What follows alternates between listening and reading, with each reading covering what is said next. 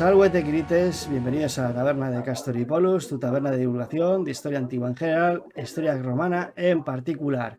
Hoy ha venido uno de los invitados que hacía tiempo que no frecuentaba la taberna, por fin nos ha venido a visitar, después de, yo creo que ya podía haber pasado más de un año, para hacer ese programa tan exitoso que trataba sobre los orígenes de las legiones romanas, esas legiones romanas tan poco conocidas de la época de Rómulo, rozando la leyenda en ese estado primitivo. Pero bueno, no me enrollo más, simplemente os invito a que vayáis a ver el vídeo. Y ya presento a nuestro invitado, que no es nada más y nada menos que Daniel de Y Batallas por la Historia. ¿Qué tal, Dani? ¿Cómo estás?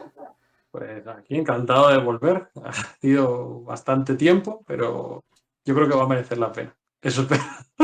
Y el siguiente vídeo tengo que hacerlo. Es verdad lo que tú dices, que hay que sacar un poquillo de tiempo. A ver si lo puedo en los próximos meses. No prometo nada, pero espero que en los próximos meses hacer el de los manípulos de la República. Y que muchas gracias por el apoyo que disteis al vídeo anterior.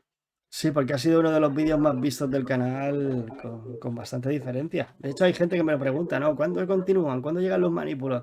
Digo, bueno, a ver, las agendas son las que son, cada uno tiene sus compromisos y esto parece que no, pero cuesta bastante, ¿no? Sobre todo ponerse de acuerdo. Pero bueno, pues nos alegramos mucho de que hayas vuelto. Y hoy nos traes otro tema que también es bastante interesante y también es bastante poco conocido, que son esos temas que a nosotros nos gusta tratar, de lo que se habla poco. Sí, pues digamos que para compensar un poquillo, ya que no he podido hacer el de los manípulos, pues vamos a hablar de un tema que a mí, la verdad, me apasiona, pero que vas a quedarte un poco parado cuando te diga cómo lo descubrí. Estaba buscando un tema de trabajo de fin de edad, porque yo no encuentro nada, no sé qué, y me dijeron, pues léete un libro de Osea Osgood, El Estado Mundo de Despertaferro. Y me dijeron, léete esto a ver si sacas algún tema. Porque digamos que la República Tardía y demás me gustaba bastante. Y estaba leyendo, no sé qué, y de repente me encuentro piratería. Y digo, ¿qué? ¿En Roma? ¿Piratería? Y yo, no puede ser, no sé qué. Y me puse a investigar y resulta que al parecer en el siglo I antes de Cristo, pues los piratas pues, se montaron una fiesta por el Mediterráneo bastante importante, la verdad. Y me gustó tanto que dije, Dios, es que tengo que saber más. Y al final pues hice el TFG sobre ello, tengo varios artículos en la revista Archaeotime sobre ello y espero, si todo sale bien, publicarlo el TFG versión live en la revista Itálica, que es de revista de historia antigua y demás. Y bueno, y el TFG ya, por si a alguien le interesa, que lo dudo, pero bueno, si a alguien le interesa, está en el repositorio de la Complutense. Pues nada, ya sabéis, todos como locos para allá a leer más sobre este tema, que bueno, que realmente no lo has mencionado. Pues mira, pues en general es la piratería. La piratería en la antigüedad, vamos a intentar centrarlo, porque claro, la antigüedad es enorme, pero vamos a intentar centrarlo en el siglo I antes de Cristo, porque es un momento en el que, digamos, explota. Hay un problema clave en el Mediterráneo, que es que, digamos, Roma no quiere asumir, digamos, el papel que le toca como tal de protector marítimo. De momento, digamos que ese descuido saludable, el balance entre beneficios y, ¿cómo se diría? Es que no sé, Coste-beneficio. coste-beneficio exacto, ese balance entre coste-beneficio, digamos que le está saliendo rentable por el momento. Y claro, llega un momento en que eso, pues, estalla. Estalla, es insostenible, se quejan sus aliados, se quejan por todos lados, que hay una piratería rampante en todo el Mediterráneo, que llega incluso hasta las costas italianas. Dicen las malas lenguas, yo personalmente me cuesta creerlo todavía, pero digamos algo que llegaron hasta la misma hostia y hubo, pues, un altercado ahí relacionado con los piratas. Ahora bien, como todo en esta vida, era un autoataque, era todo planificado. La piratería era un pretexto para, digamos, apoderarse de ciertas zonas del Mediterráneo. Pues, está todavía esa incógnita bajo la mesa porque no tenemos tantas fuentes. A diferencia de la edad moderna, que todos vemos el pirata típico que va con la bandera, el parche, no sé qué. Claro, esta gente en la Edad Moderna se identifican como piratas. Ellos mismos dicen, oye, yo soy un pirata, yo me dedico a esto, esto, esto. Pero es que en la Edad Antigua no existe un grupo que diga, yo soy un pirata. Son gente que designa una potencia hegemónica, que ha podido ser Atenas, ha podido ser Rodas, ha podido ser Roma, en este caso, que designan que hay unos grupos que como que vulneran su legalidad. Y en este caso son los piratas, los que llaman piratas, pero ellos no se identifican como piratas. Así que ese es un primer tópico que hay un poco que desmentir. Al principio es un poco complicado, que te veo ahí con cara diciendo que estoy con tonta, pero es muy interesante porque tú ves ahí, claro, como lo que dicen siempre, la historia la escriben los vencedores. Y en este caso, como los piratas no tienen fuentes propias, por así decirlo, pues la historia la escriben los romanos, digamos, sus enemigos. O sea, ¿cuál sería la definición de pirata entonces? Esa fue la pregunta que me hizo el tribunal la primera vez. Dijo, hubiese sido muy buena idea definir concretamente lo que era un pirata. Pues un pirata tendríamos, no lo llego a definir como tal, pero sí es verdad que doy varias pinceladas, porque obviamente pues ante gente de gran talento, pues tú dices, voy yo aquí a hacer una aportación de tanto peso frente a investigadores que llevan toda su vida investigando y les cuesta, ¿sabes? Me da un poco de vértigo, pero podemos resumirlo en que el perfil que tú buscas en la piratería es bastante ambiguo. ¿Por qué? Porque pueden ser gente pobre que se dedica digamos, se agrupan, rentan un barco, que por cierto, había mucha gente en Roma que antes de rentarse una habitación o lo que sea, se rentaba un barco que era más barato. Eso sí, el derecho de naufragio y todo eso no te... todo era a tu coste, ¿sabes? Pero resulta que era más barato y por necesidad, pues esta gente ejecutaba ese tipo de acciones de piratería, que ya sea saquear naves mercantiles o saquear pueblos costeros. Ahora bien, esa es una realidad que también te intenta contar Roma. Hay un historiador, Estrabón, si Sí, no me equivoco, que te cuenta precisamente eso. La gente, bueno, acude a la piratería por necesidad, porque esta gente vive en un entorno pobre, montañoso, se dedica a la ganadería, no sé qué, muy abrupto, sobre todo y en el que hay muchas guerras. Claro, te está haciendo referencia a lo que es a Oriente, a, digamos, todo este problema que han tenido los reinos helenísticos, que se pelearon entre ellos, pues todo eso fue a coste en general de mercenarios. Y llega un momento en que esos mercenarios, pues, o acumulan mucho poder o se quedan sin trabajo. Una de dos. Y claro, ¿a qué se dedican esta gente? Pues a robar botín y al pillaje. Y así que se van agrupando en la piratería en Oriente. Y esa es la piratería, la famosa piratería silicia, que es la que vamos a ver posteriormente, que esa es la más famoseta de todas. o sea, a grosso modo serían como las típicas bandas o correrías que se hacen en territorio enemigo para suplir todas estas necesidades que tu pueblo, barra ciudad, barra aldea no puede producir por sí mismos, pues las va a compensar con quitándoselas al vecino de al lado, dicho vulgarmente. Efectivamente, puede ser perfectamente, o sea, porque hay autores que te dicen lo profundo son, lo complejo que es la piratería en este momento, porque no es gente que se dedica a robar, porque sí, es que estamos hablando de que hay ciudades que pueden pagar a esta gente para que les proteja, hay ciudades que le pagan a esta gente para que ataque al vecino, hay protege, pues, es una red y a cambio puede ser perfectamente el botín, puede ser que ellos puedan usar las infraestructuras, los puertos, los caminos y todo eso de la propia ciudad. O sea, es que es realmente complejo. Claro, entonces también tendrían puntos comunes con el mercenariado. También sí, una Efectivamente, especie de mercenarios efectivamente. navales. Es perfectamente compatible. Es más, es algo que suena mucho en el ámbito helenístico. Aquí es verdad que en el ámbito romano no suena tanto, pero yo personalmente no lo descartaría.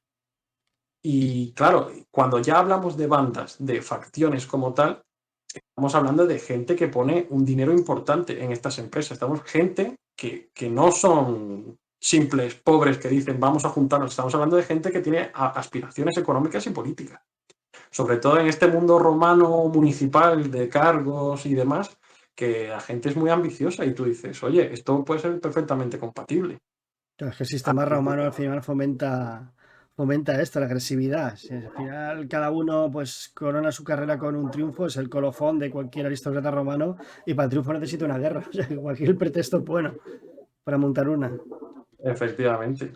Y vamos, la verdad es que esto es un tema, por ejemplo, que esa pregunta que tú has dicho es muy buena porque mucha gente se lo estuvo preguntando, de hecho, los propios antiguos se lo estuvieron preguntando, pero no fue hasta finales del siglo XVIII, principios del siglo XIX, que alguien, digamos, estaba ya sentando las bases perdón, finales del siglo XIX, que empezó a sentar un poco las bases de lo que es el estudio de la piratería. Pero claro, imagínate, siglo XIX, le da Cicerón y dice, pues, estos son los piratas. Le hace caso omiso, o sea, todo lo que diga esto va a misa. Ya en el 23 sale una obra que es Piratería en la Antigüedad de Henry Ormerod. El anterior autor era Jules Sestier, era en francés, si no me equivoco. Y este Henry Ormerod saca un super libro que es la Biblia de los piratas. Y es muy importante porque te habla de este tipo de cosas, de causas, de momentos concretos, momentos políticos, cuestiones de, por ejemplo, una cosa que se asienta con él es el tema de la organización. Es decir, cómo esta gente realiza los asaltos, cómo esta gente pues, se dedica a lo que se dedica. Y ya te plantea embarcaciones, tipo de embarcaciones. Te plantea el conocimiento del mar. Y te plantea pues la pequeña, digamos, microorganización que tienen ellos. Resulta que al parecer hay una figura que es el archipirata. Y ese es el que se ocupa, digamos, de dirigir la tribu y demás. Bueno, la tribu, la tripulación. Claro, esto, como te digo, esto pues puede variar, porque por ejemplo, en el siglo, no me acuerdo si era el siglo segundo antes de Cristo o el siglo tercero, no me acuerdo, me bailan las cifras. Pero hay una reina que lucha contra Roma en Iliria, que ahí también son Sí, muy famosos los piratas, que se dedica a hacer la guerra contra los romanos. Y no es una pirata, es una reina, ¿sabes? Que digamos, confedera una flota y esa flota pues se combate contra los romanos, pero no es una pirata. Los romanos lo consideran una pirata. Así que ahí es otra vez lo que te digo yo, que ellos no se identifican como piratas, los romanos lo identifican como piratas. claro, me imagino que sería, o sea, que los identificarían como piratas, por a lo mejor por las tácticas de pillaje, de saqueo y de tierra quemada en las costas que ellos emplearían. Golpes de manos en el mar, algo así, ¿no? Efectivamente, o sea, es más como su actuación, pero también es el interés que tienen los romanos en ponerles la etiqueta de piratas. No es lo mismo alguien que lo hace por ti a que alguien que te perjudica. Y ahí está el tema del balance ese coste-beneficios, porque se supone la mayor parte de la historiografía del siglo XX y demás consideraba Ujú. que a Roma toleraba la piratería porque le suministraba esclavos. O sea, esta gente, el botín, imaginamos en la antigüedad y más adelante, el botín no es solo llevarme una bandeja de oro, llevarme, no, es también llevarme personas con cierto cuidado, porque es verdad que pueden haber ciudadanos romanos que dices, aquí no vamos a tocar demasiado, pero se van a personas y practicaban, pues digamos, la venta de personas. Hay un centro muy importante que es Delos, que ese es Sí, el centro de la esclavitud por excelencia. Y ahí, claro, pues ahí se vendía gente pues, de forma masiva. Era algo impresionante, la verdad. Y los piratas se dicen que eran unos suministradores importantes. Ya luego, a finales del siglo XX, principios del XXI, hay un historiador que Philip de Souza, que ese lo desmiente. Dice como que no es tan importante. Trae beneficios y demás, pero no es el proveedor de esclavos de Roma. Lo digo porque siempre por estas fechas dicen que Roma pues, necesitaba un montón de esclavos, un montón de esclavos, un montón de mano de obra por la riqueza que acumuló de sus conquistas y demás. Pero eso realmente no se tiene muy bien demostrado que los piratas tengan, digamos, esa influencia en el mercado de esclavos. Y también resulta que el mercado de esclavos, me enteré yo, no sabemos casi nada. O ah, sea, bien. realmente he consultado a varios historiadores que te cuentan que dicen que es muy complicado tú entender los engranajes comerciales y demás y describirlo de una forma minuciosa como para hacer ciertas afirmaciones. Así que vamos, esta prácticamente es más de lo que no sabemos de lo que sabemos. Pero bueno, yo Bueno, bueno, a ver, como siempre, ya se sabe que el que se dedica a historia antigua, esto es lo que se encuentra. es que, Probablemente, seguramente son esas palabras que te acompañan siempre. No se puede mostrar a la ciencia cierta y a veces frustrante, pero bueno, permite especular. claro, es que no hay de otra. Bueno, y también otra cosa curiosa ya que también está sobre la mesa de los investigadores es el tema de asaltos a templos. Y todos sabemos los templos, digamos, paganos, los templos romanos, dependiendo de la óptica que tú le pongas, pues son templos que acumulan pues una serie de riquezas y acumulan una serie de actividades comerciales. Pues era un blanco de la piratería. Ahora bien, hay propuestas muy interesantes que te hablan de una oposición religiosa por parte de los piratas hacia Roma atacando los templos. Lo cual es, sí, o sea, como que dependiendo de, digamos, la localización geográfica de donde estemos, hay ataques a los templos romanos y eso hay autores como Álvarez Osorio que lo interpretan como una oposición política a Roma. político-religiosa, dejémoslo ahí. O sea, que sería un ataque al símbolo de poder romano en la zona. Claro, o sea, es como cuando Roma intenta ya decir, vamos a controlar esto que se nos va a ir de las manos, pues ellos, al romper ese equilibrio de coste-beneficio, pues ellos también dicen, pues vamos nosotros a empeorarlo todavía más. Y hacen asaltos a los templos romanos. Hay un señor, que no me acuerdo ahora su nombre, pero lo tengo que tener anotado por ahí, que se dedicó a anotar todos los templos saqueados. Y es impresionante. Yo no sé cómo lo hizo, pero impresionante, la verdad. Así que yo creo que es una propuesta muy, muy interesante. Y todo esto está relacionado con el tema del mitraísmo. Que ahí es verdad que religión y piratas hay autores contados, pero muy, muy, muy pocos. Que también se dice que los piratas difundieron el mitraísmo dentro del ámbito romano. Como viene de Oriente, más las campañas de Pompeyo de Oriente, más la campaña de la piratería de Oriente, pues todo eso luego, digamos, se esparce por el Imperio Romano. Claro, ¿Por qué? Porque sería una vía de entrada más, ¿no?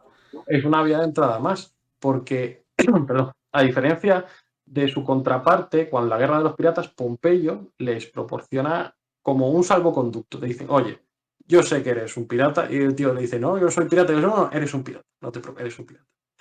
Pero te voy a perdonar, te voy a dar un salvoconducto y encima te voy a dar tierra. ¿Cómo te quedas? Y el tío, encantado. Y los van afincando en pequeñas colonias que están en el norte de África y en el sur de Grecia. Ostras, o sea, y sin ninguna contraprestación, simplemente es como esto que se hace actualmente de dar casas y dar trabajo público a la gente para que deje de estar en el umbral de la pobreza, algo así. Sería algo así, pero claro, todo esto con intereses. Es Claro, decir, más tú complejo, ahora, clientela. claro, tú ahora respondes ante mí, ¿sabes? Porque todo lo que tienes me lo debes a mí. Claro, Y dejas de aquí, saquear, estabilizas la zona, yo te saco de tu efectivamente. situación precaria y encima gano una gran masa nueva de clientela. Bueno, a Pompeya dicen que no le gustaban las clientelas. Claro, claro, porque salen todos ganando. Pompeyo sale como que radica la piratería súper rápido y encima gana clientes. Es que lo tiene todo. Y encima cuando llame a armas, llame a filas, pues sabes que te toca. O si no, mal asunto. Y puede ser que también existiese la figura del, entre comillas, del corsario, la piratería financiada. Digo entre comillas porque en esta época no existiría nada parecido. Bueno, no existiría este concepto como tal, pero sí que podría existir algo así como pagar una flota para ir a torpedear, bueno, ir a interceptar la del enemigo o combatir contigo en la flota, a lo mejor en un ala. Pues mira, ejemplos en Roma no se me viene ninguno a la cabeza ahora, pero te puedo decir un ejemplo helenístico. Hay un conflicto con Demetrio en la isla de Rodas. Sí, El ejército, digamos, el oponente que intenta rodear la isla se sirve de barcos mercantes y barcos piratas. Y los sitúan en el mismo, como en el mismo grupo a los mercantes de los piratas. Claro, ¿hasta qué punto diferencias tú a un pirata de un barco mercante? Porque es lo que te digo, un mercader, ¿qué hace? Te vende esclavos y botines y demás. ¿Y qué hace un pirata? Exactamente lo mismo. Claro, me recuerda hasta cierto punto a los vikingos, que dice, bueno, tenemos botín, practicamos el secuestro, no sé qué, vamos a un asentamiento, si vemos que es posible, pues vamos y lo saqueamos. Y si no, pues mercadillo, montamos un mercadillo. Los piratas no tendrían que diferir mucho. o sea, Esto es saqueo mercadillo. o comercio, no hay término medio. Claro, o sea, es muy, muy difícil, claro, porque esto no es como la edad moderna, que tienen una banderita pirata y ya está, son piratas o son corsarios, ¿no? Sino que es bastante complicado y es sobre todo de la fuente. En la fuente, cómo juzgue a esas personas, si los considera piratas o no. Y ahí tienes pues un ejemplo que seguro es de corsarios, de piratas que se alinean en favor de este ejército para rodear la isla de Joder y hacer un bloqueo. Vale, entiendo. Que eso, por cierto, hay un término que se llama naval prostates, que es como protector marítimo, que se le ha ido atribuyendo a diferentes potencias a lo largo de la historia de la antigüedad, en el Mediterráneo y demás. Uno de ellos, obviamente, fue Atenas, otro fue Rodas y demás. Y te habla de que cuando se perjudica a estas potencias, pues la piratería sube. Mientras que esta gente se dedica, digamos, a salvaguardar las rutas, pues a cambio, la piratería, digamos, que está tranquila. Pero ya cuando atacas a este señor, al protector naval, se descompensa el equilibrio en el Mediterráneo. Y es justo lo que pasa en Roma, lo que pasó con Atenas, lo que pasó, vamos, no falla. Cuando tú te cargas sobre la potencia marítima como tal, esa potencia marítima no es capaz de mantener a raya la piratería. Entonces, el auge de la piratería que se produjo a finales del siglo II y principios del siglo I antes de Cristo estaría motivado por eso, por la caída de los grandes reinos helenísticos que abandonaron sus áreas de influencia en esa zona del Mediterráneo. Estaría relacionado con eso, con la inestabilidad que se provoca en la región, la cantidad de mercenarios que hay en la región y realmente esas serían las claves, pero no sabemos hasta qué punto eso se extrapola a todo el Mediterráneo, porque te cuenta que aquí en Baleares, en Ujú. el 123 a.C., si no me equivoco, que ojo, que yo la cifra siempre la llevo, pero hay una campaña de un metelo, si no me equivoco, que le llaman el Baleárico. Lo mismo me va a matar alguien, pero yo sé que hay alguien que se dedica a hacer una campaña en las Islas Baleares contra la piratería justamente. Sí, es Cecilio Metelo Baleárico, más que nada porque los quinto Cecilio Metelo, la mitad de los Cecilio Metelo se llamaban igual. Y de nombres, pues, si no es Quinto es esto, si no es Egneo, si no es Publio, o sea, siempre suelen ser los mismos nombres, así que no falla. Sí, fue el Quinto Cecilio Metelo, el Baleárico, precisamente porque conquistó las islas y utilizó ese pretexto. Efectivamente. Y aquí ya, por ejemplo, se abre un melón importante en el ámbito romano, que es, ¿se puede celebrar un triunfo con la piratería o no se puede? Porque tú dirás, oye, ha ganado, ¿no? Pero es que resulta que hay una fuente, no me acuerdo si era Aurelio Gelio o quién era, pero Aurelio Gelio, perdón, que resulta que te pone que concretamente no se puede celebrar un triunfo con la piratería o con los bandidos. Y claro, Eh, y el contexto que te pone es que no, Baleares fue una anexión o algo, te ponen así un contexto de este tipo, una explicación de este tipo. Como fue anexionada, pues es territorio que conquistas, se celebra triunfo. Claro, es que el No problema es sé. que tenemos muy poca información sobre esa campaña, porque se supone que los habitantes de Baleares, bueno, de Mallorca y Menorca, que en ese momento eran las que englobaban las Islas Baleares, la mayor y la menor, serían como refugio a los piratas, no es que fuesen ellos mismos los que se dedicasen a la piratería.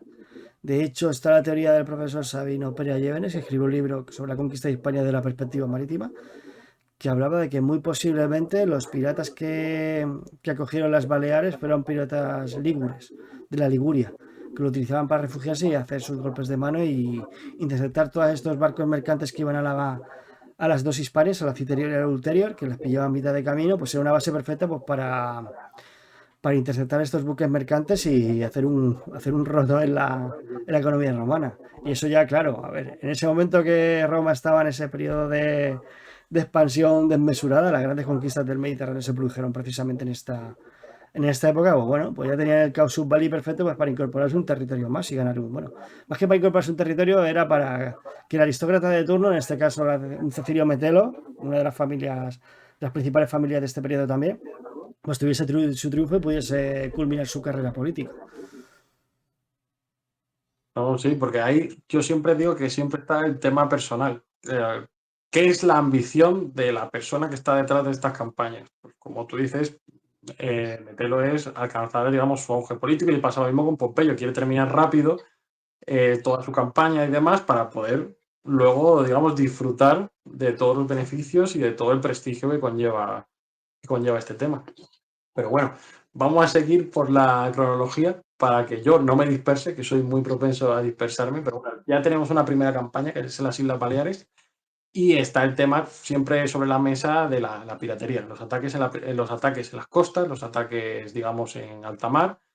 ¿Qué se hace con esto? ¿Roma se debe responsabilizar o no? A ver, Roma tenía delegado la función marítima a los soci navales, es decir, los socios navales, aquellos aliados que tenía Roma, pues los más propensos al tema del mar, pues les tocaba pringar a ellos, dicho de forma, de forma charachera.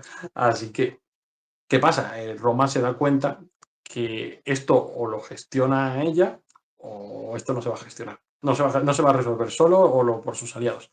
Así que empieza una serie de campañas por el Mediterráneo, en las cuales hay tres primeras, que es con Marco Antonio el orador, o orator, creo que no me acuerdo cómo se llama. Fue Publio Servidio Batia, y luego hay otro Marco Antonio más. Pues eso, Crético, Marco Antonio Crético, que es por Creta y demás. Pues estos tres, digamos, empiezan a elaborar una serie de campañas para calmar a la piratería. Y aquí se sientan unos antecedentes importantes. ¿Por qué? Porque aquí se empiezan a aprobar las primeras leyes que conceden, digamos, un imperium, un poder muy fuerte, digamos, amplio en el Mediterráneo, llegando a abarcar pues, el Mediterráneo completo, como un imperium infinitum. Es decir, tienes capacidad de delegar, de dirigir tropas y demás, dirigir sobre la vida y la muerte, no sé qué, en el Mediterráneo e incluso hasta cierto punto de la costa. O sea, que es también por mar y por tierra. ¿Por qué entienden, digamos, esta forma? Porque entienden poco a poco que la piratería se tiene que combatir de forma coordinada. Eso sí, siempre por una persona que la encabece, porque tú sabes que son los romanos, no pueden. Si ya, ya dieron dos cónsules, no va, nunca va a haber tres. Sí, los duoviros ya salieron mal, los duoviros y demás. Los decemviros, perdón, los decemviros. El tema es este, que se dan se dan cuenta, poco a poco se dan cuenta de cómo combatir esta piratería. Y se dan cuenta que es coordinado, que es con un margen de actuación bastante grande. ¿Por qué? Porque se supone, la historiografía y las fuentes primarias nos quieren vender que estas campañas pues, fueron como un medio fracaso. Como que se intentó, pero luego Marco Antonio se murió de una forma, el otro era un borracho, no sé qué, uno no hizo gran cosa o como tal. Y claro, eso es lo que te intenta vender la historiografía de principios del siglo XX y mediados. Y ya después eso se va actualizando y te va a decir, oye, aquí hay conquistas importantes, porque vemos cómo Roma poco a poco evoluciona y se da cuenta de cómo llevar a cabo, digamos, este problema de la piratería. Y ya con esto, que es un poder que saben que se tiene que administrar de una forma amplia, que es el Imperium Infinitum, este imperio bastante grande, es el precedente que va a tener Pompeyo. Que ya la gente se lleva la mano en la cabeza y dice, pero ¿cómo le vas a dar eso a Pompeyo que tiene todo el Mediterráneo? Pero es que ya se lo dieron anteriormente a una persona. Claro, es lógico que se aplique la misma estrategia, porque la misma estrategia, según las fuentes, te quieren vender como que no funcionó, pero no le podemos preguntar a la figura, oye, ¿funcionó o no funcionó? Porque a lo mejor nos dice que sí funcionó. Así que se junta, por un lado, la ambición de Pompeyo y por otro lado, los antecedentes que tenemos para combatir la piratería. Y le dan, digamos, este superpoder, que además esto se junta a un conflicto en Creta y el conflicto de Mitrídates. Claro, sería que estás acotando ese poder en una zona y en un espacio de tiempo determinado. O sea, estás dando el poder de la flota romana, pero bueno, que eso tiene fecha de caducidad, que no dura para siempre. Claro, esto como todos los imperios de los romanos, tiene tiempo de caducidad. Y claro, esto pues le pone en una tesitura a Pompeyo que dice, a ver, tengo que administrar esto súper bien para poder, digamos, llevar a cabo todo lo que quiere llevar a cabo. Que también está el tema del desertorio en Hispania. O sea, que vamos, que tiene todos los frentes. Tiene Occidente, Oriente, Sí, lo va a cubrir todo. es que así como lo he dicho, claro, es que es o sea, se entiende que es la fase escalonada, precisamente, ¿no? Primero el conflicto desertorio, que es donde él se hace famoso, por así decirlo, por solucionar una de las principales conflagraciones del final de la República. Luego tiene como este interpas entre las campañas de Oriente. Pues este interpas serían estas campañas breves de los piratas, que ahora tú desarrollarás mucho mejor que yo. Y después, claro, eso sería ya la catapulta que le llevaría a esa parte del Mediterráneo, que serían las guerras contra Mitrídates y la expansión expansión y reorganización de Oriente, porque lo puso patas arriba. Claro. Está justo lo que tú has dicho, ahí está la clave. O sea, el nexo que se supone que une el motivo desertorio con Mitrídates, entre medias están los piratas. Porque, claro, aquí propaganda romana a tope, hay unos piratas en Cilicia, que es la provincia que está pues, a la izquierda de Anatolia, pues ahí tiras un poquito más para la izquierda y está por ahí, que es una provincia montañosa, es una provincia que no se dedica a la ganadería, que se dedica preferentemente al mar. Y claro, Me voy a salir un poco del guión ahora, perdona que te interrumpa. Los piratas cilicios son esos que el que ha visto la película de Espartaco de Stanley Kubrick, esos así que caracterizan así como medio persas, medio árabes, así cubiertos de sedas con turbantes, que son los que le traicionan a Espartaco y le dejan tirado.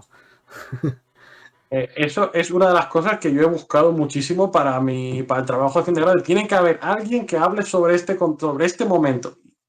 No encontré nada. O sea, no encontré nada.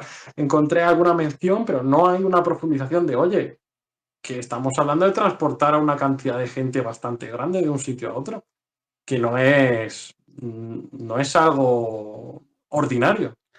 Sí, es que me suena, bueno, creo recordar que era una breve mención que hace un historiador sobre la figura de Espartaco, que dices, que nada, que lo pasa muy de puntillas. En plan de sí, quería abandonar Italia y para eso pactó con los piratas cilicios, pero esto les sobornaron y no cumplieron. En fin, ya está. O Sí, sea, sí, es que se ha resumido todo en esto. sí, sí, o sea, es así. Es como la cabeza de turco de Roma son los piratas silicios.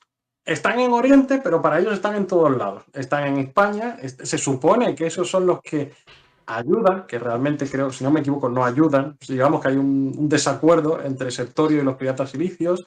Se supone que también son los que ayudan a Mitrídates. Vamos, se supone un montón de cosas aquí, ¿sabes? Y no se sabe hasta qué punto se colaboran entre ellos o realmente no tienen ninguna relación. Simplemente es lo que tú dices. Por ejemplo, en Baleares estaban los ligures y me dices que ahora en las costas de España están los cilicios. Yo no sé, no suena muy bien, ¿sabes? Pero vamos, lo que te digo, si no te suena bien esto, lo que no te va a sonar bien es que la piratería en un mes o un par de meses se acaba por completo. Pompeyo coge un mapa del Mediterráneo y lo divide en una serie de zonas y designa como una especie de representantes en cada zona y de un momento a otro se va todo. Y tú dices, ¿qué ha pasado aquí? Claro, de la campaña de Oriente se conserva más, por lo que tú dices, el tema de Mitrídates y demás, pero es que de Occidente no se sabe casi nada. No sé si es que no se conservó al final o si es que realmente no sabemos nada. Pero es algo bastante curioso. Claro, y lo que estábamos comentando antes de hablar aquí del vídeo era el tema de que hay gente designada con poder, no me acuerdo cuál era, en Creta, que está combatiendo, que es un crético, no me acuerdo cuál era de todos, pero que está combatiendo en Creta. Y él como que intenta ir por la fuerza, ¿sabes? O sea, a todos los prisioneros y demás, pues mano dura, ejecuciones y demás. Y luego viene Pompeyo y dice, señores, os doy tierras y os doy, digamos, una serie de regalías a cambio de que vosotros dejéis la piratería además y me rindáis a mí y un poco relación cliente. Y empieza la gente, claro, a fugarse, a irse corriendo por Pompeyo porque dice, el otro loco nos va a matar. Vámonos con este. Y nada, y ahí que se fueron y se paralizó el tema de la piratería. De momento. ¿No? Es que Luego, parece el clásico movimiento romano que cuando se presenta ante una potencia extranjera con la que están en guerra, que si vas conmigo vas a ganar mucho, pero si vas contra mí te voy a destruir. Y parece ser que ahí no, aplicaron esa lo pierdes todo. política de premio y castigo y les debió de funcionar también, porque creo que la campaña, lo que tú dices, que duró 3 meses. Algo así. No llegó al año. Y no sé si llegó a los 5 meses. Yo creo que no hay ni una sola persona que te hable de 5 meses. Yo creo que son entre 1 y 3 meses. Es algo así, de estimación. Y tú dices, es que tiene que haber una coordinación a niveles estratosféricos. Estás hablando, pero a niveles de que digamos, cada representante en la zona del Mediterráneo tenía WhatsApp o cómo se comunicaba. Es que para dar tú una orden la que tienes que liar, ¿sabes? Así que Sí, no sé. vete a saber si no era un movimiento que estaba orquestado desde la mismísima Roma y al final fue el chivatazo, oye, cortad ya que no, que os habéis pasado y que esto no se puede permitir. No sé, Claro, claro. porque alguna causa política habrá. Creo recordar que en España sí que dividieron el territorio en dos, porque lo tengo más reciente, para dos prefectos marítimos, que era como se... Bueno, es muy Los resumida, ¿no? perfectos marítimos, sí. Sí, que cada uno tenía su área de actuación y tenía, pues según tantas millas náuticas desde la costa, pues tenía su poder. Uno creo que estaba desde, que era para el Atlántico hasta el Cabo de Gata y del Cabo de Gata hasta la Galia lo tenía otro. Y esa zona, cada uno tenía su parte de actuación y ahí pues patrullaban y todo barco pirata que veían pues lo hundían o llegaban a un acuerdo, etcétera, etcétera. Corrígeme si me equivoco, pero me suena que van por ahí los tiros. No, es así, porque ahora vamos a hablar, ya digamos, tenemos que pasar la guerra civil entre Pompeyo y César, y vamos a ver que uno de los hijos de Pompeyo justo se hace famoso porque lo consideran un pirata, que es Sexto Pompeyo. Y justo durante la guerra, pues lo nombran prefecti marítimo. Así que Es que es una está figura que muy bien. podría dar para un programa entero, la de Sexto Pompeyo. Es un personaje curioso. Es cuanto menos bastante interesante. Y lo curioso es que hay mucha gente que lo ha tratado. Ah, y sobre todo, ya que estamos aquí haciendo un pequeño spot de propaganda, hay muchos autores españoles que se dedican al mundo este de la piratería romana. Así que ya sabéis, si queréis apoyarlo o demás, o hacer vuestras propias contribuciones, es un campo muy chulo, es un campo bastante reciente, aquí sobre todo en España, y hay un montón de propuestas que no se han cogido todavía, digamos, en los libros, en los manuales y demás, que son una pasada. Hablamos de religión, derecho, hay de todo. Y ya cierro este spot publicitario, digo, por animar a la gente, sobre todo que son estudiantes, que es un tema muy, muy chulo. Y como te iba diciendo, bueno, pues lo que tú dices, viene la guerra civil, Pompeyo y César, pues al final tienen que resolver sus diferencias a base de palos, no hay de otra. Pompeyo se refugia en Oriente, persigue César, Farsalia, se acaba el tema, pero claro, la guerra no acaba y la guerra pues todavía sigue presente con los hijos de Pompeyo y digamos el otro grupo de senadores, que no me acuerdo cómo se llamaban, que eran los que se van a África, no me acuerdo cuáles eran, que también tienen una batalla contra César. Los optimates, entre ellos Catón. Exacto, Sí, eso. que la batalla de Tapsos, si no recuerdo mal, que es ahí donde cae Catón. Pero bueno, después hay otra más que es la de Munda, que es cuando acaba la guerra civil, contra el hijo mayor de Gneo Pompeyo. Se supone que fue la más cruenta, dicho por el mismísimo César, que todas combatió por la gloria, pero que esta combatió por la vida. Y ahí ya se acaba la guerra civil. Pero no acaba, porque el hijo de Pompeyo, el sexto, que es el que sobrevive, a Gneo lo pasan a cuchillo, pues se escapa y ahí es donde entran las peripecias que tú vas a contar. Exacto, o sea, digamos, este señor se hace fuerte en Sicilia. En Sicilia lo va a petar. ¿Por qué? Porque, digamos, emprende una serie de prácticas que van entre la piratería y la guerra, y una guerra como tal, que es el bloqueo que le hace, digamos, a Roma. Entonces sabemos que Roma depende del grano egipcio y demás, digamos, depende un poco que la alimente. Quiere buscar que la alimente. Y este señor, pues, hace un bloqueo Bueno, en Sicilia. permíteme añadir una cosita más, que falta una cosa, un escalón entre la guerra civil de César y Pompeyo con la de, bueno, la guerra sí, entre los ultimates y César y, y esta guerra que tú estás diciendo, que es la de, que es una de las múltiples mini guerras que hubieron, bueno, mini, pues a ver, fueron bastante tochas, ¿no? Pero estas guerras que hubieron entre la muerte de los tiranicidas, los que asesinaron a César hasta que Octavio se convierte en Augusto y tal.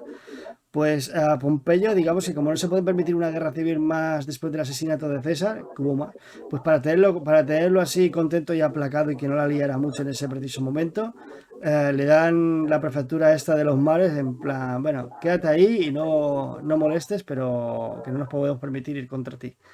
Algo así muy resumido. Y ahí es cuando se hace fuerte en Sicilia y él se aprovecha de la baza que le acaban de regalar. Ya está, nada más que añadir. Simplemente era eso, para contextualizar un poquito más lo que estás diciendo tan bien. Digamos que también está en la parte de Cerdeña y Córcega, ahí donde se hace fuerte, perdona que se me ha ido, se hace fuerte ahí en esas dos pequeñas islas y ya posteriormente es cuando ya dicen, oye, esto hay que negociar, hay que hablar, que esto no puede ser, que Octaviano está dirigiendo la parte de Roma, el otro está dirigiendo Egipto y Grecia, así que aquí esto hay que, hay que llevarnos bien de alguna forma y le dan el cargo y él pues se ocupa un poco de llevar a cabo esa protección marítima contra los piratas y demás. Claro, el problema es que al final las cosas, pues, como todo en esta vida, las cosas salen mal y vuelve otra vez la guerra. Porque es así, si no, no habría historia, no habría, no habría chicha que contar. Y aquí, junto al momento anterior de inestabilidad, de guerra que hemos mencionado, pues digamos que este señor lo acusan de juntarse con antiguos piratas, de llevar a cabo una serie de acciones que se pueden considerar como piratería y demás. En el fondo estamos en el contexto de una guerra, pero es verdad que aquí la propaganda, ya Octaviano en tiempos de Augusto, es verdad que la suele usar muy bien para enseñarte que no es una guerra, que es un conflicto contra un pirata. Y ahí cuando te dice, yo limpié el mar de piratas, no sé qué y demás. Y claro, esa es la imagen que luego nos llega de Sexto Pompeyo, pero realmente Sexto Pompeyo tiene un bagaje extraordinario como te digo, de características que podemos comentar. Una de las que más señalan siempre los investigadores la capacidad que tuvo de acuñar moneda con su elemento, digamos, que es Neptuno y demás, y vamos, que el tío se lo montó bastante bien en Sicilia, que no es que estuviera por ahí dando vueltas en un barco atracado, sabes, que lo hizo muy bien, francamente, para los pocos recursos que tenía lo hizo muy bien. Lo que pasa es que, claro, como todo rival de Octaviano, pues algún día tiene que caer. Y finalmente, pues cuando cae, ya Marco Antonio no lo ve como una pieza, digamos, porque eso es otro tema muy interesante. Claro, ¿hasta qué punto Marco Antonio apoya a la guerra de Sexto Pompeyo para perjudicar a Octaviano? No hay una vinculación clara, pero cuando Sexto Pompeyo huye, que al parecer huyó dándolo todo porque dice que dejó un rastro de muerte y de saqueo, ya no sé ya hasta qué punto eso es propaganda o no, pues finalmente lo ejecutado por Marco Antonio. Bueno, mandado a ejecutar. Marco Antonio está muy cómodo en Egipto. Sí, ahí estaba Marco Antonio con su campaña contra los partos, le tocó la parte bonita del imperio, se fue a Oriente, que es donde estaba todo el dinero. Y como dice la serie Roma de HBO, cuando se están repartiendo el imperio romano junto a Lépido y a Marco Antonio, que en este momento ya Lépido también pintaba poco. Octavio se queja porque le toca a Occidente, que es donde están solo hay bárbaros y melenudos, que no, no hay mucho que... Claro, el otro se queda con todas las riquezas, con todos los reyes clientes y la oportunidad de hacer la guerra contra los partos con toda la gloria que eso supone. Que, por cierto, spoiler, salió mal. Y claro, el otro, pues mientras ahí tenía los problemas de la URSS, que estaba en Roma, que tenía que hacerse cargo de la plebe, que también tiene un trabajo también interesante, que es ahí donde Pompeyo, bueno, Sexto Pompeyo, apretó, ¿no? Con el tema del grano, los boicots y tal, para presionar a Octavio. Las rebeliones de la Galia que había estado previamente conquistada, etcétera, etcétera, pues claro, yo creo que Marco Antonio sí que se aprovechó de eso y lo sabía. Aparte que él era el hombre fuerte del triunvirato. Sí, sí, no, sin ninguna duda, vamos, no es tonto al designarse las provincias orientales y dejarle todo, digamos, todo este problema que El tiene, marrón. también es que también tiene al Senado, ¿sabes? A un Senado que es verdad que hasta cierto punto se puede amedrentar, no sé qué, pero no es lo mismo. No es lo mismo estar con reyes clientes, que es una monarquía, que estar dándote de leche con los senadores. Pero bueno, el caso es antes de convertirse en Augusto, de ganar a Marco Antonio y demás, fíjate cómo es el destino, él se aprovecha, Octaviano se aprovecha de antiguos piratas, que incluso antiguos piratas que sirvieron dentro de las filas de Pompeyo, para ejecutar pues una serie de campañas en Iliria, que yo no sé qué pasa en Iliria, pero ahí la gente, cuando tú le das un bote, enseguida se va al mar y la empieza a liar. Porque siempre que hablan de piratería pasa algo en Iliria. Yo no sé qué pasa, pero justo hay pequeños enfrentamientos para estabilizar, digamos, un poco el tema comercial, el tema de la seguridad marítima, sobre todo, en Iliria en tiempos de Octaviano. Y claro, aquí te dice hasta qué punto vino la limpieza de los mares con la derrota de Sexto Pompeyo y se acabó. Pues no, todavía quedaría mucho de más. Y es bastante interesante porque te cuenta, claro, te cuenta que ya Roma, con derrota a Octaviano, a Marco Antonio, en la batalla, siempre se me olvida, que es la batalla naval, esta por excelencia, Actio, que Actium. Accio, exactamente, derrota a Accio, se suicida Marco Antonio, se suicida Cleopatra, Octaviano se queda con Egipto ya en la casa imperial para siempre, hasta la caída prácticamente.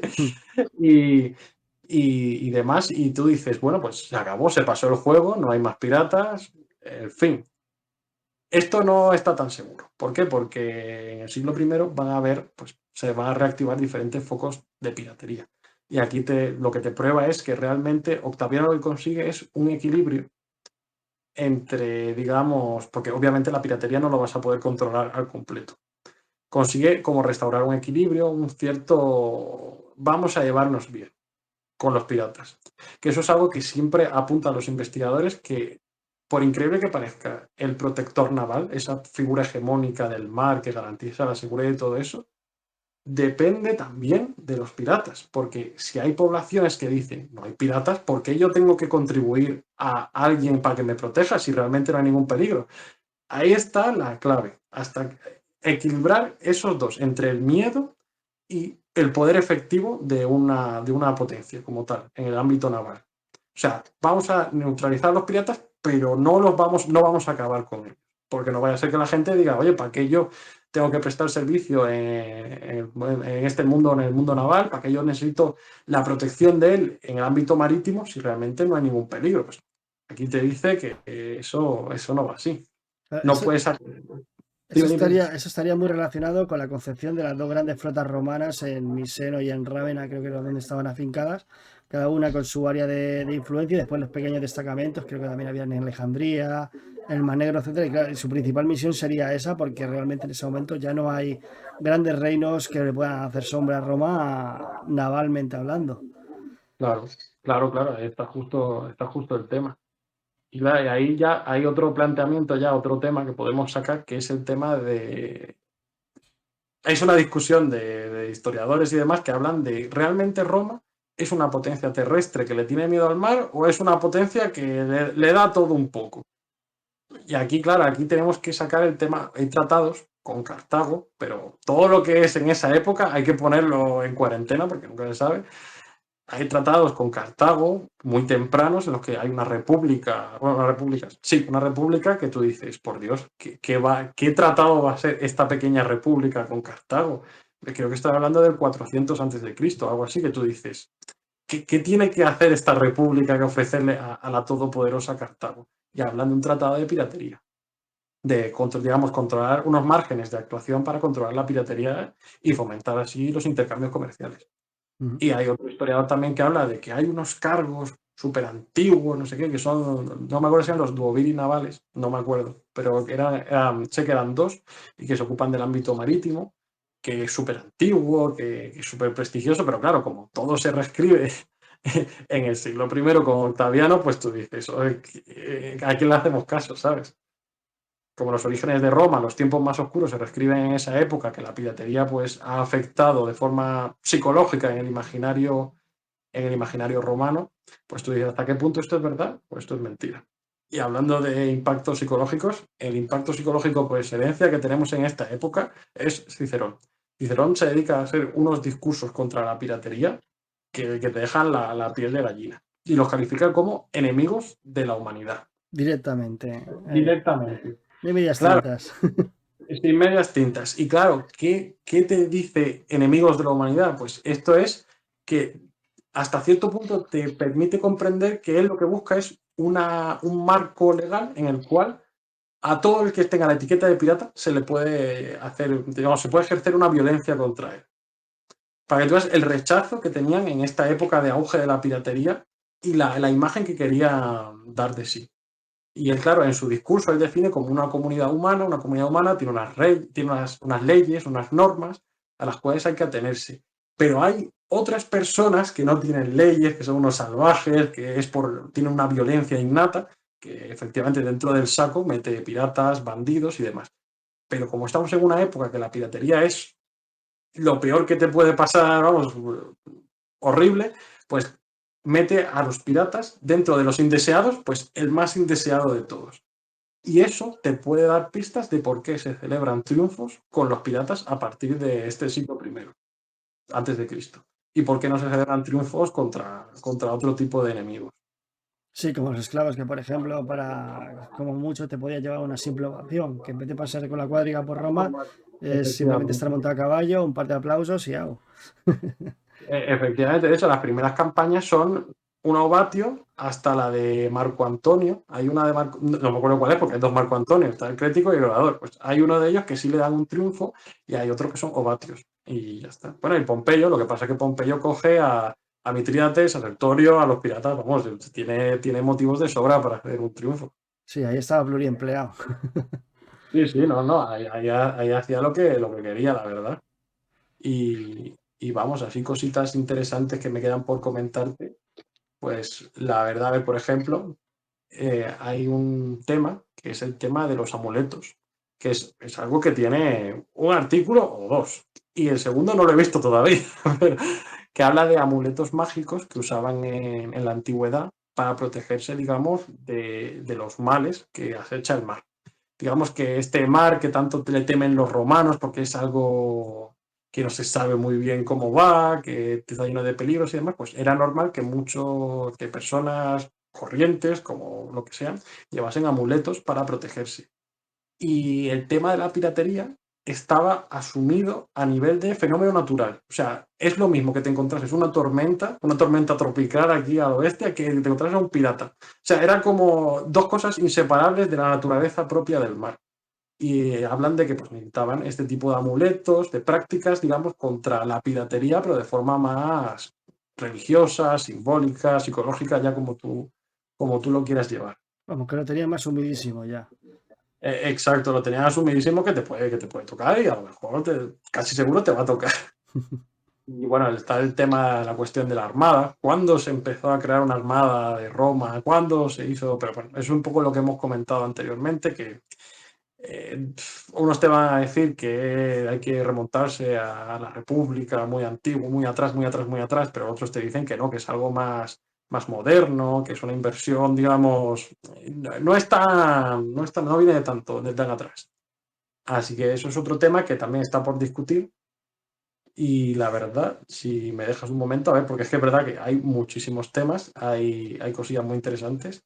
Bueno, el tema de la legislación también. Durante el siglo I antes de Cristo se legisla un montón en base a luchar contra esta piratería. Y es un campo que la verdad bastante complejo porque se mezcla el derecho privado con el derecho público y solo hay una especialista que se dedique a analizar el derecho como tal, que es Ana Tarbaka, que está en Polonia, así que ya te puedes imaginar que para que saques los artículos tienes que leerlos con el Google Lens así. Pero es algo súper interesante porque te cuenta que el siglo I es el siglo. ¿Por qué? Porque se diseña, llega la piratería, se supone, porque eso es algo que se puede batir.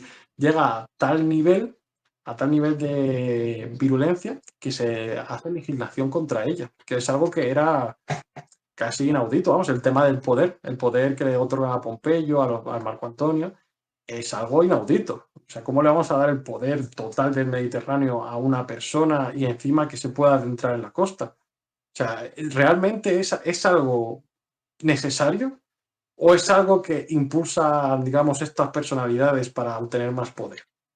Yo me gustaría investigar más sobre esta segunda opción, porque es verdad que los especialistas en este momento se quedan en que pues, este momento tiene una especial virulencia y por eso reaccionan así. Estoy haciendo una pequeña investigación, muy lenta, eso sí, de ver si realmente es eso o si es más un miedo impulsado por determinados personajes para aprovecharlo y ganar cotas de poder. Porque es muy raro que la piratería se extinga en 2 meses.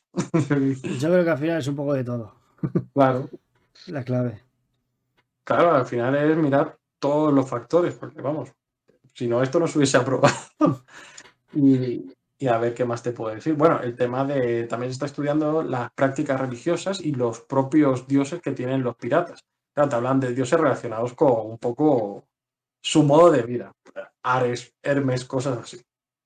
Y también te hablan de rituales que se hacen entre ellos, digamos, para crear un sentimiento de grupo, de cohesión.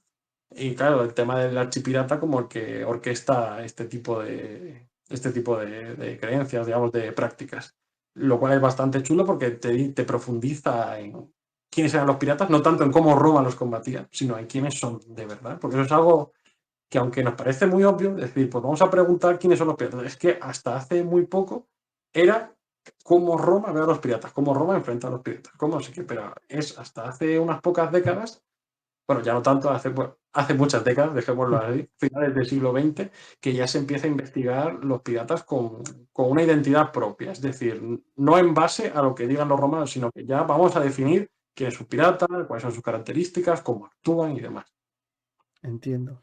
Y te iba a preguntar, ya para seguir cerrando, una anécdota que me has comentado antes fuera de cámara, la anécdota de César, de Julio César, porque has dicho que también te Sí. acaba palos de la legislación.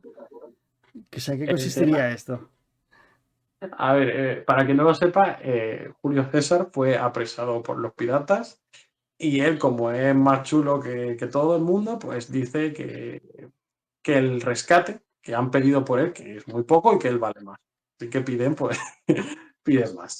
No son tontos, dicen que hay que ganar, pero les dice que él va, digamos, como a reunir una fuerza y va a ir contra ellos y los va a matar.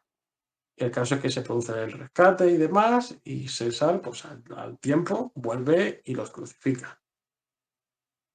Aquí hay muchos problemas, porque, claro, ¿hasta qué punto un individuo privado, sin un cargo como tal, puede ejercer este tipo de condenas? ¿Y hasta qué punto la condena de los piratas es la crucifixión, que es la típica de los esclavos? O sea, aquí hay muchas cosas que se pueden tratar, pero como tenemos un pasaje que no llega a las 2 páginas a lo mejor, pues es que no podemos hacer más. Es que realmente no se pueden sacar conclusiones, teorías, pero A ver, yo no creo que sea tan descabellado, ¿eh? Porque si estás diciendo que los piratas, según Cicerón, eran un poco más que bestias y tal, que cualquier motivo, como enemigos públicos del Estado romano, un enemigo público, la claro. característica que tenían es que en cualquier lado, perdía la condición de ciudadano, en cualquier lado, cualquier ciudadano romano tenía la obligación incluso de hacerles daño y matarlos en pos de la República. Pues esto, si tenían la misma condición, ya tenían el caldo de cultivo perfecto pues para ir a por ellos. Claro, Y pero aquí hay que tener una diferencia importante que es, claro, eso en la legislación como tal no aparece. O sea, no aparece que son enemigos públicos. Cicerón da un discurso en el cual te hace entender que son enemigos públicos, pero no está aprobado por la legislación. Así que, claro, eso puede ser como un sentimiento que puede estar generalizado o que intenta transmitir Cicerón, que la gente, pues hay gente que se lo toma al pie de la letra y lo aprovecha, y hay gente, pues ya está. Vamos, es verdad que hay que investigar más, pero sí, bueno. no, totalmente. Yo creo que los tiros van por un poco por ahí, ¿no? Al final un ciudadano privado con sus recursos financieros de los que dispone y sus clientelas, pues montaría una banda privada a ir a dar caza a estos personajes, los encontraría y los mataría y como son piratas, pues nadie les echaría de menos. Después, ¿quién los va a enjuiciar? Porque al fin y al cabo un juicio en Roma no es como ahora, ¿no? Que la justicia actúa de oficio y si has hecho una violación flagrante del derecho, te detienen en tu casa y dependiendo de cómo vaya la cosa, pues te meten en prisión provisional y te meten en juicio y ¡au! No, no, no, no, no. Ahí tenía que meter una denuncia previa de alguien quejarse, este hombre está violando la ley. A ver, ¿en qué te basas? Tráeme testigos. Sí, sí, este hombre está violando la ley. A ver, ¿tienes algo que decir a favor de esto? No, pues condenado. Y claro, y las condenas también eran muy fácil de ser eludidas cuando eran por un aristócrata. Cuidado que no haya ahí un toque de corrupción también de por en medio, ¿no? Corrupción entre comillas. Porque ya te digo que el sistema legislativo romano era cuanto más curioso. No sé si has Bueno, pillado la idea, efectivamente. pues yo creo que, a ver, es una opinión, ¿eh? No, nadie está en virtud de la sabiduría y más con los pocos datos, como bien has dicho, que tenemos, pero yo creo que los tiros irían algo así en esa dirección. Ya te digo, es opinión personal. Pero bueno, Bueno, pues la corrupción siempre hay que tenerla en la mesa. Es algo que siempre hay que manejar. sí, bueno, al final es inherente al género humano y dependiendo de qué civilizaciones, pues la tienes más presente, la tienes menos presente. Pues Dani, pues yo creo que has hecho una pincelada bastante exhaustiva de lo que es la piratería, un tema como he dicho al principio del programa, que es muy poco tratado y creo que por lo menos has puesto tu granito de arena para que tenga un poco más de luces o que esté más en el foco y que hace falta más gente así para que estos pequeños datos que nosotros pasamos por alto pues salgan a la luz y se traten más.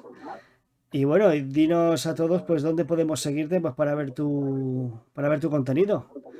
Bueno, pues primero muchas gracias otra vez por invitarme, gracias por darme este trocito para comentar aquí un poco, que es un tema que a mí me apasiona y quería pues expresar al resto del mundo porque yo en mis redes sociales, Tallas por la Historia, Instagram, TikTok, en YouTube, aunque subo lo mismo que Instagram y TikTok, pero también me seguís porque subiré algún vídeo, algo tengo que hacer, se lo he prometido aquí a mi domine, así que tengo que hacerlo.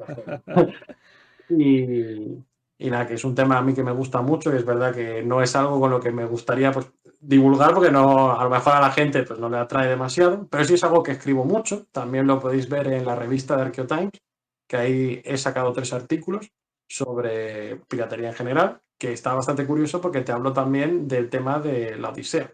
Te hablo de la Odisea y la Ilíada, sobre todo, que te digo, vale, pero los piratas, ¿quiénes son? Lo que hemos empezado el programa, pues los piratas, ¿quiénes son? Gente que saquea, gente que roba y demás. Si tú te lees la Ilíada, pues ahí lo tienes. Gente que saquea, que roba y que la lía pardísima. Y ahí te hablo realmente de la piratería en general, como una introducción. Y tienes ya también la religión y la piratería, tienes la piratería en el mundo helenístico y ya está. Y espero, vamos, ir poco a poco oyendo más contribuciones. Itálica, ojalá, por Dios, si estás viendo a alguien este vídeo y es de la revista Itálica, por favor, publicadme Ya el sabes, este es artículo. un llamamiento oficial a la revista Itálica para que publique los artículos de nuestro compañero Dani de Batallas Históricas. Batallas por Pues la Historia, perdón. Bueno, pues muchas gracias a ti por haber venido y por formar parte de este proyecto. Yo he dicho antes fuera de cámara que para mí Daniel es una de las personas que contribuyeron al nacimiento de Castor y Polus. Creo que el cuarto, el quinto o el sexto vídeo, ahora no me acuerdo el orden exacto, pero que lo hicimos contigo y tuvo bastante éxito, el de las legiones romanas, como bien he dicho antes. Y nada, y espero tenerte por aquí mucho tiempo más. Y bueno, y suscribiros, por favor, suscribiros a sus redes sociales, que no tiene desperdicio. Y no miréis sus unboxings porque tendréis el deseo irresistible de ir a comprar el libro en cuestión. Vamos, te vende una moto sin ruedas si hace falta, de lo bien que lo hace. Es un cumplido. Yo tengo que contenerme, ¿no? Para no ir a comprar el primero que, guau, digo, este libro que ahora ha presentado, tío, voy a verlo a ver qué tal es. Bueno, y ahora se vienen más novedades. Ahora se viene Populus, de pasado y presente, y se viene también La Voz de Pandora, habla sobre la historia de las mujeres en la antigüedad. Este no lo Las tenía, mujeres este en no la lo tenía antigüedad. visto, pero el de Populus sí que lo tengo fichado. Es que ha salido hoy. La Uy, Voz de Pandora ha salido hoy. Así que esos próximamente lo tendréis y si necesitas material, pues me avisas. eso está hecho. Pues nada, muchas gracias, Dani. Y a vosotros, crites, pues nada, que si os ha gustado este contenido ya sabéis lo que tenéis que hacer. Pues podéis apoyándolo, dándole un gran like, que eso siempre ayuda mucho, suscribiéndoos, compartiendo con vuestros amigos y creo que no me dejo nada. Ah, sí, bueno, y dejad un pequeño comentario porque siempre ayuda, aunque sea para ampliar conocimientos, que al fin y al cabo pues todos aprendemos de todos. Y ahora sí, con esto me despido con un buen valete, et gaudete quirites. Hasta otra.